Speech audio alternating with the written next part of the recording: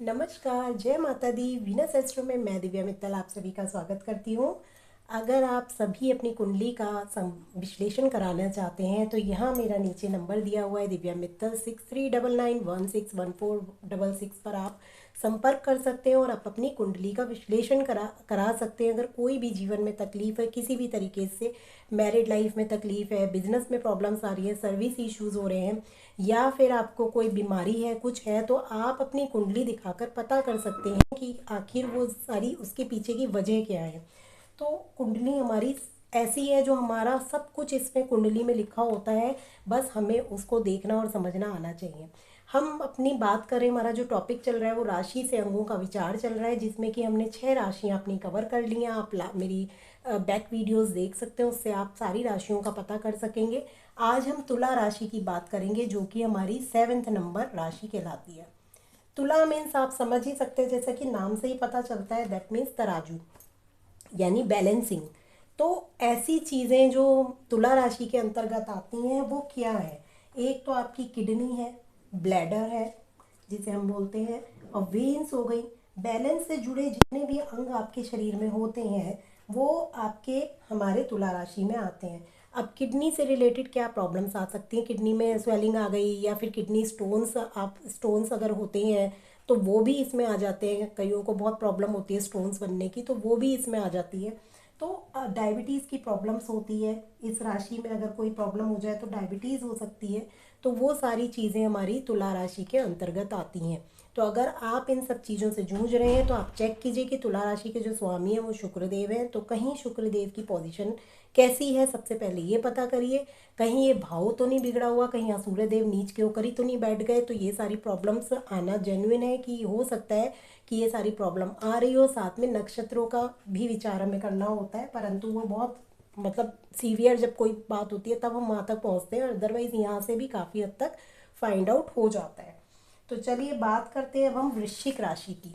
हमारी नंबर 8 राशि है वृश्चिक राशि।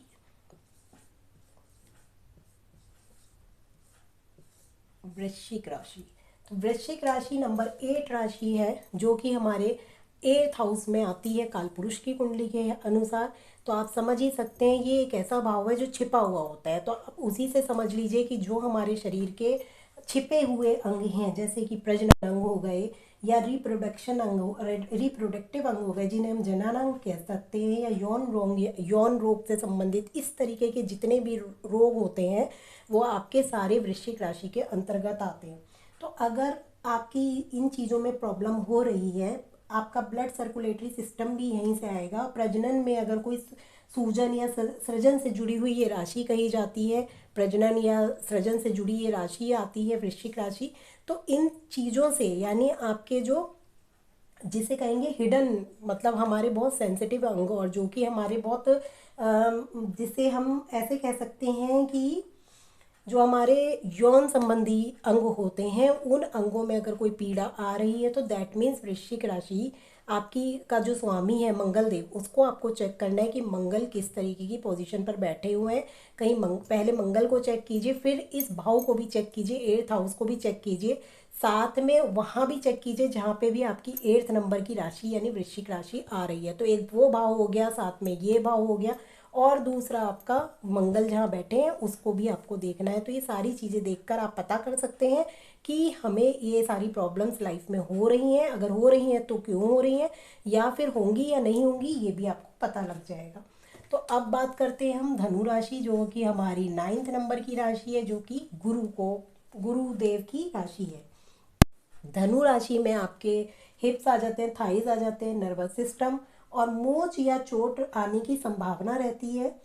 खाने पीने के प्रति, क्योंकि एक धनु राशि है, गुरु की राशि है, तो अगर ऐसे लोग बहुत अगर सौम्यता से खा रहे हैं, इनका खाना पीना अगर बिगड़ रहा है तो ये लोग बहुत जल्दी मोटापे के शिकार हो जाते हैं, जिसकी वजह से मोटापे से रिलेटेड संभावनाएं जीवन में इनके आने लग जाती हैं। तो धनु राशि वालों को चाहिए कि अपने खान पीन में सबसे ज़्यादा ध्यान रखें, बहुत मतलब अच्छा खाएं, और शराब अगर ये पीते हैं मतलब तो इनको प्रॉब्लम्स ज़्यादा महसूस होने लग जाती हैं, क्योंकि गुरुदेव की राशि है और यहाँ पे इन चीज़ों का सेवन बिल्कुल वर्जित है, और इनको सही में शरीर से रिलेटेड कई सारी ऐसी परेशानियां हैं जो इनको घेर सकती हैं।